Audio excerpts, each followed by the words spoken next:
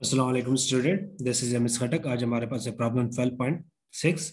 ये second year FSc के पहले चैप्टर यानी 12 चैप्टर इलेक्ट्रोस्टैटिक्स हैं।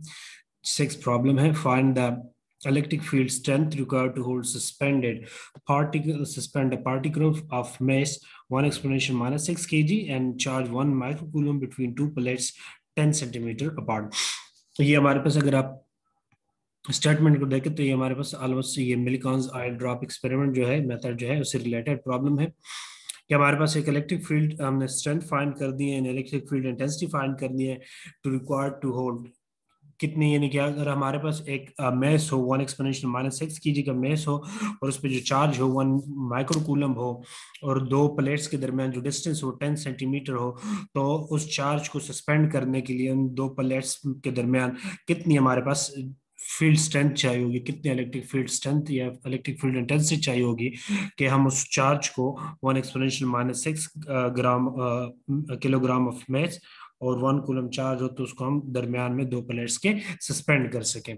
तो वो हमने वो स्ट्रेंथ फाइंड करनी है, ये फील्ड इंटेंसिटी फाइंड करनी है।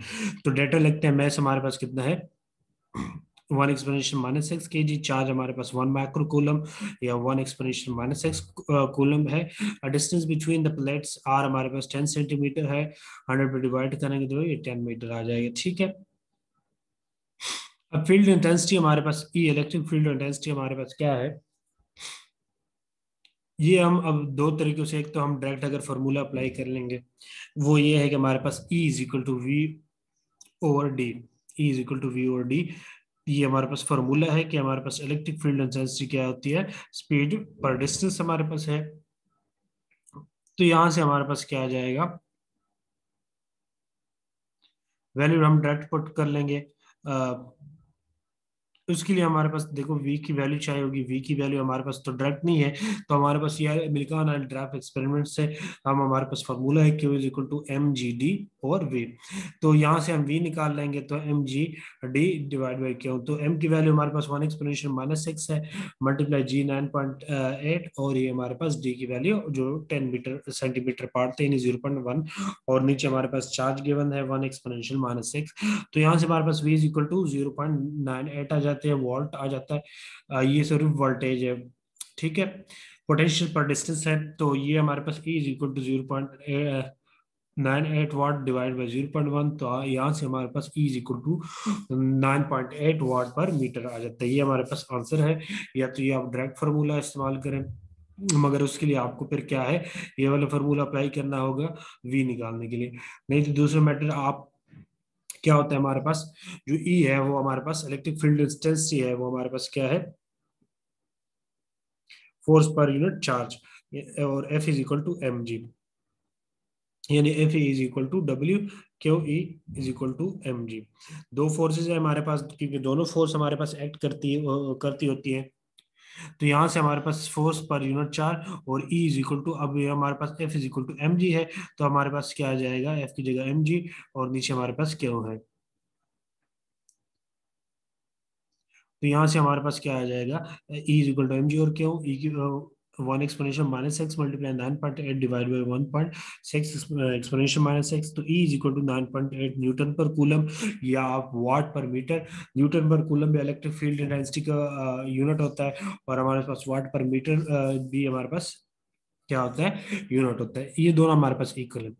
ये हमारे पास चार्ज अगर इलेक्ट्रिक फील्ड में कंसीडर करें तो ये हमारे पास जो फोर्स है हमारे पास, वो हमारे पास अपवर्ड डायरेक्शन में एक्ट करता है, और हमारे पास उसका जो वेट है डाउनवर्ड डायरेक्शन में एक्ट करता है। अच्छा, ये न्यूटन पर कूलम वाट पर मीटर को आप डायरेक्ट भी लिख सकते हैं, नहीं तो आप क्या कर सकते हैं, ये हमारे पास इक्वल है, यहाँ से हम निकाल भी सकते हैं न्यूटन पर कूलम। न्यूटन क्या होता है, न्यूटन हमारे पास किसकी इक्वल होता है, किलोग्राम पर मीटर स्क्वायर। डिराइव यूनिट में हमारे पास किसकी इक्वल होता है, किलोग्राम पर मीटर स्क्वायर। और कूलम जो होता है वो हमारे पास किलोग्राम मीटर पर हमारे पास सेकंड स्क्वायर मीटर की इक्वल होता है। और हमारे पास यहाँ से फिर क्या आ जाएगा, ये डिवाइड बाई वी।